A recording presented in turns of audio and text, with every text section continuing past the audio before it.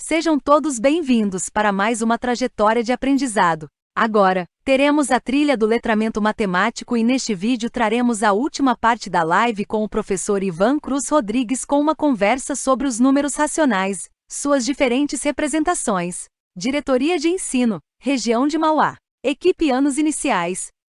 Então, olha, diferentes representações fracionárias de um mesmo número racional. Então, vejam aqui.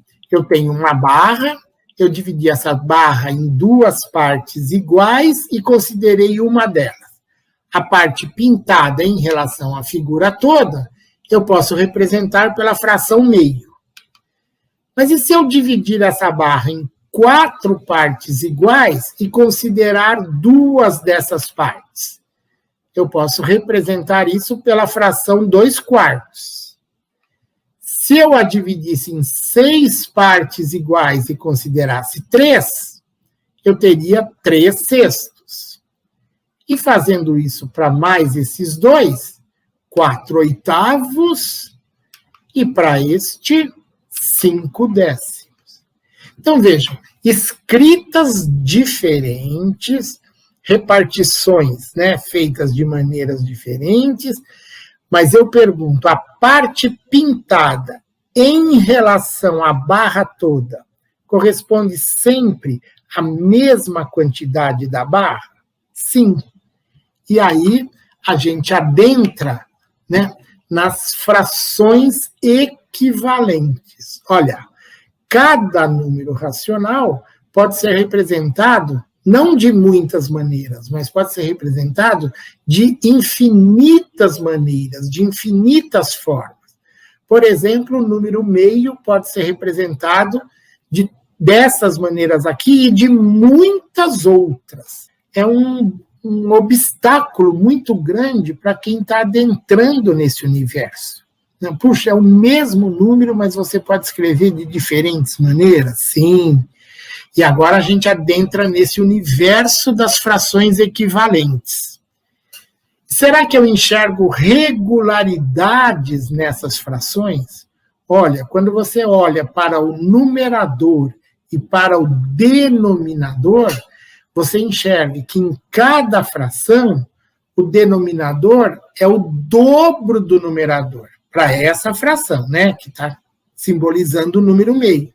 Ou seja, o numerador é a metade do denominador. E eu tenho condições de explorar com as crianças todas essas ideias matemáticas, ideia de dobro, ideia de metade, a relação que existe entre dobro e metade. E aí, a partir disso, eu posso pensar em muitas frações equivalentes a essa. Vai chegar uma hora que eu posso pensar numa fração equivalente a essa, que tenha denominador 40.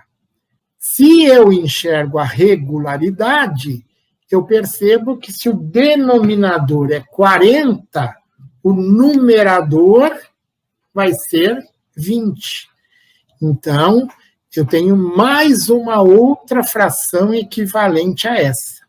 E se eu precisasse de uma fração com numerador 55 e quisesse saber o denominador, e uma fração novamente equivalente a toda essa?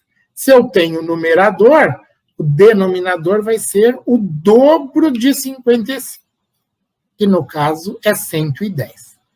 Então eu enxergo que, na verdade, equivalente à fração meio, existem infinitas frações, mas com uma condição: o numerador tem que ser sempre a metade do denominador, o denominador tem que ser sempre o dobro do numerador. E aí eu trabalho com eles toda essa questão das frações equivalentes, e a gente busca as regularidades. E aí a gente volta àquela nossa questão que ficou aquela dúvida pendente. Claro que aqui eu vi um exemplo de frações equivalentes, gente? Eu teria que explorar outras para voltar aqui. Então, vejam, eu já enxerguei, que no lugar de uma fração, eu poderia escrever infinitas frações equivalentes a ela. E eu já fiz algumas atividades que eu enxergo que quando duas frações têm o mesmo denominador, é fácil somá-las. A gente volta lá na figura da laranja, que foi o comecinho da nossa discussão de hoje, né? Quando eu falei que 1/4 parte mais 1/4 parte, então 2/4 partes. Então, somar frações quando os denominadores são iguais é simples.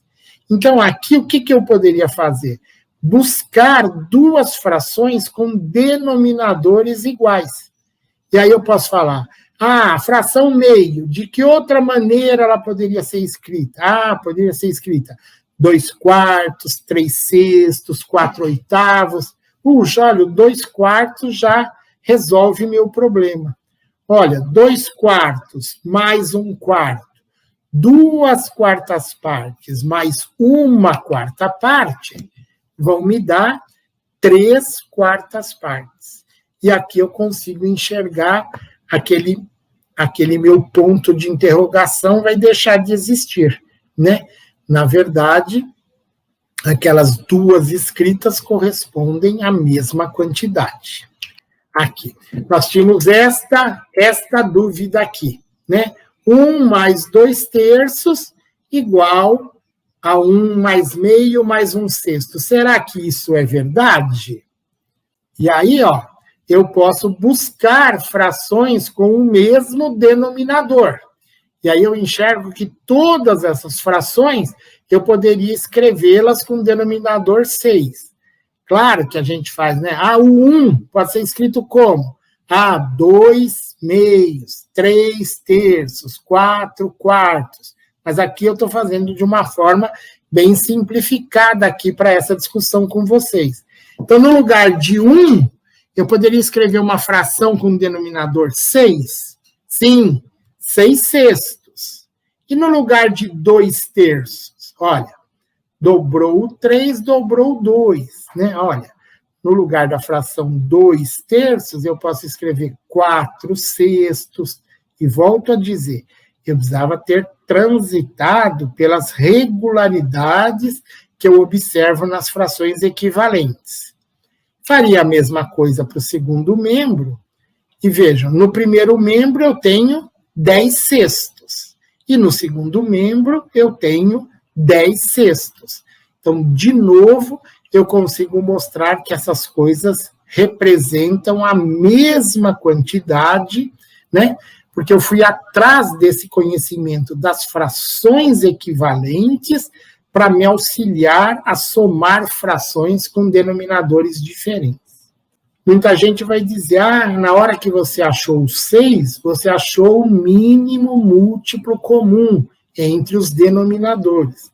Exatamente, aqui eu fiz isso, mas eu não fiz usando o conceito de mínimo múltiplo comum, né? Eu fui trabalhando com as frações equivalentes, tá bem? E aí, só voltando aqui, né? Eu fiz o primeiro exemplo com o denominador 4. Mas e se eu fizesse com o denominador 8? Será que também poderia? Olha, meio poderia ser escrito como 4/8.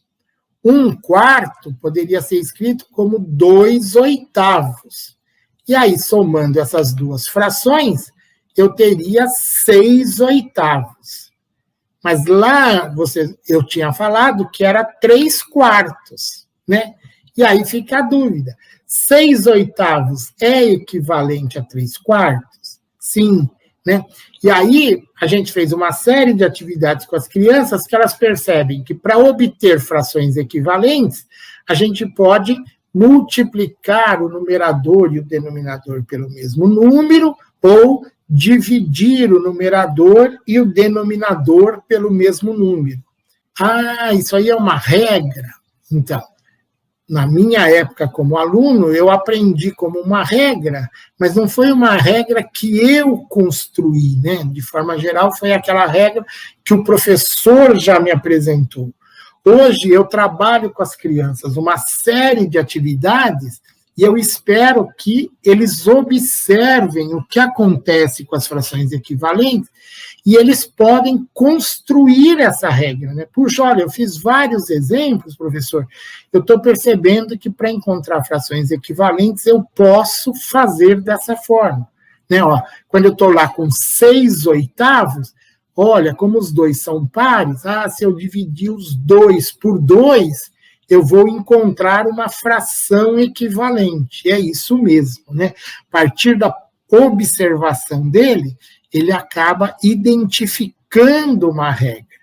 É aquilo que nós, né, muitos de vocês aprenderam na sua formação, a questão de simplificar frações, que foi o que o professor, quando aquele problema lá do quadrado tinha dado 16/36, ele falou na fração 4/9, né? Ele fez esse procedimento de encontrar uma fração equivalente e fez por meio de divisões, fez uma simplificação. A gente ainda tem mais um tempo. Uma outra coisa que é importante, a questão da representação dos números racionais na forma decimal. Então, vamos adentrar um pouquinho na forma decimal. Então, para isso, eu gostaria que vocês observassem essas fotografias e as escritas, né, que estão nela, tá? Então, eu tenho esta primeira foto e eu quero olhar o que está ali no segunda célula, ali, quando está falando pedágio. E ali está escrito pedágio e, na verdade, está representado com 1,5 quilômetros, né? Eu, aqui na minha escrita, eu já pus a vírgula, mas ali, quando eu olho para a placa, eu estou enxergando aquele, está me parecendo que é um ponto. Tá? Isso a gente precisa discutir com as crianças, porque muitas vezes na calculadora também vai aparecer isso, né? Quando eu vou adentrar nessa forma decimal, né, a calculadora, ela vai me apresentar isso como um ponto. Quando eu uso o celular, por exemplo, o meu celular aqui especificamente, ele tem a vírgula, mas pode ser que alguns outros celulares também, né, na parte da calculadora, a vírgula eles representem por um ponto. E depois eu tenho esta placa aqui de um supermercado, né, que está apresentando o preço de um leite, e aí eu quero adentrar nesta parte aqui, nesta escrita aqui. E aqui está escrito que o preço do leite é de R$1,50, e posso discutir com ele o que é esse 1,50. Mas aqui eu pergunto para vocês, sobre 1,5 quilômetros, e aí eu quero dizer isso, estou começando a fazer a leitura, por isso que eu estou lendo 1,5. Eu quero saber, eu poderia falar isso como 1,5 quilômetro? Então, vou discutir com eles, sim, isso quer dizer 1 quilômetro e mais a metade do quilômetro. Então isso quer dizer 1,5 quilômetro. Quando eu fiz aquela segunda escrita, eu posso dizer que isso é R$1,50. Os 50 centavos correspondem a R$0,5. Sim. Agora, vamos ignorar as unidades e vamos pensar só no número. Então, eu tenho esses dois números. Um eu escrevi 1,5 e o outro eu escrevi 1,50. Eu estou perguntando, o que podemos afirmar sobre eles? São números diferentes ou são apenas diferentes representações do mesmo número? Agora vou ignorar a unidade, hein? Claro, quilômetro é diferente de real, mas agora eu estou pensando só no número. Não estou mais pensando que é 1,5 quilômetro. Agora, o número 1,5, o número 1,50, são a mesma coisa ou não são?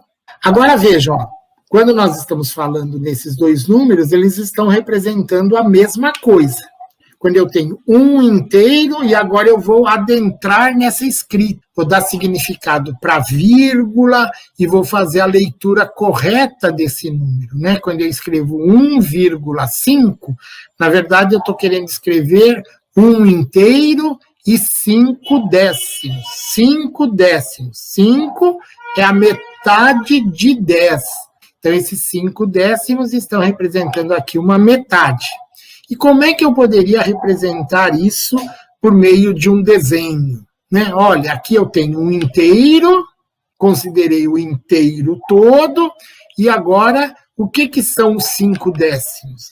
Eu pego um segundo inteiro, divido esse segundo inteiro em 10 partes e considero 5 dessas partes. Então, aqui eu tenho um inteiro e 5 décimos. Tudo que eu pintei de amarelo correspondem a um inteiro e 5 décimos.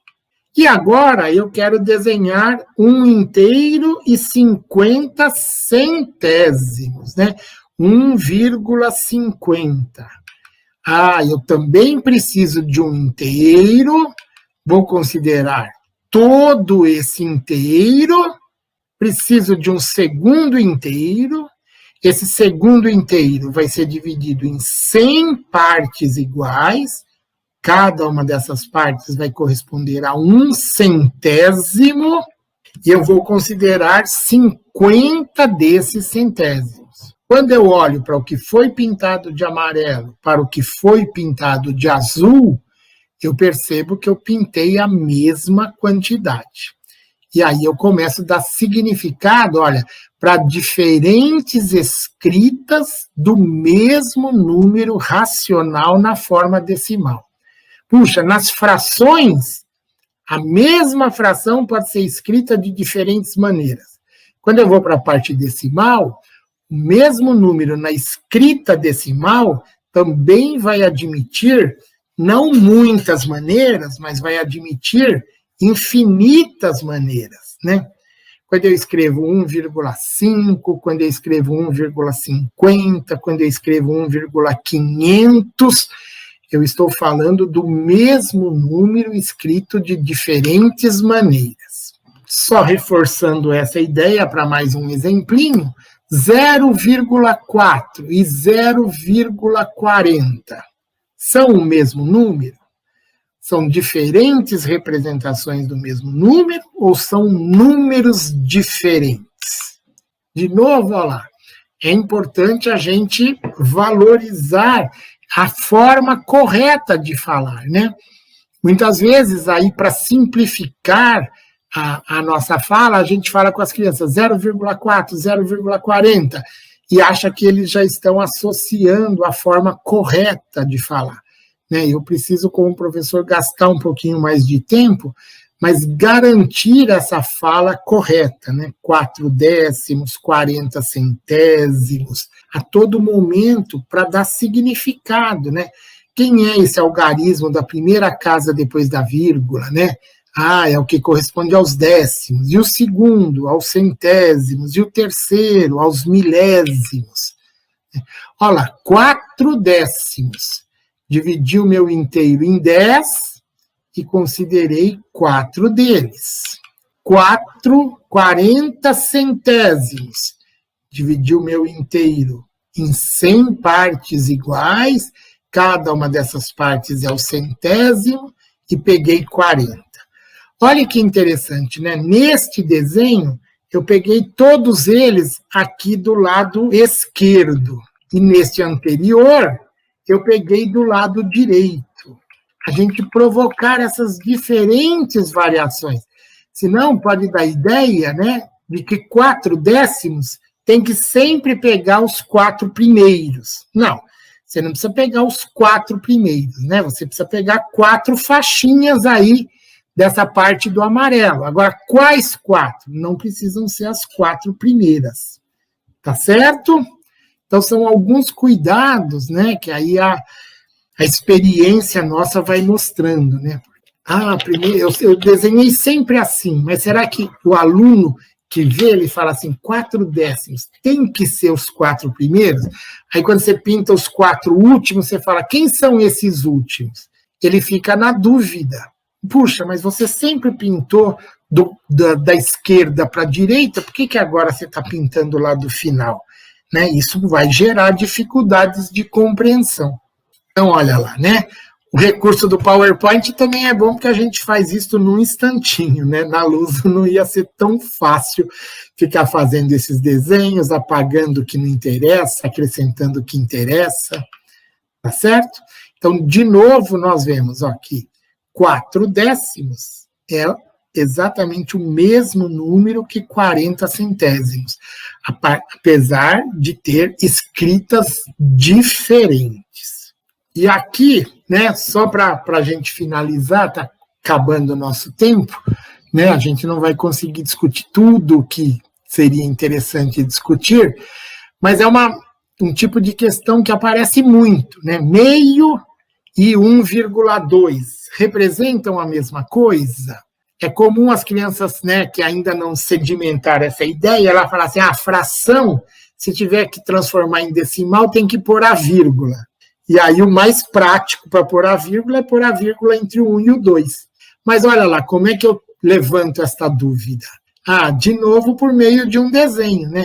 Meio, pegar o inteiro, dividir em 2, né? E quando eu falo ó, o inteiro, o todo, divide em 2 e considera uma dessas partes. E 1 inteiro e 2 décimos. Né? Olha, se a gente enfatiza sempre a leitura do número, a gente já diminui as dificuldades, né? Porque quando a gente falou ali meio, e depois quando a gente falou 1 inteiro e 2 décimos, muita gente vai falar, 1 inteiro é maior que meio.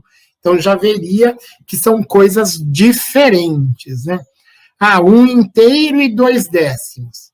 Pega o inteiro, pega o segundo inteiro, divide em 10 e considera 2.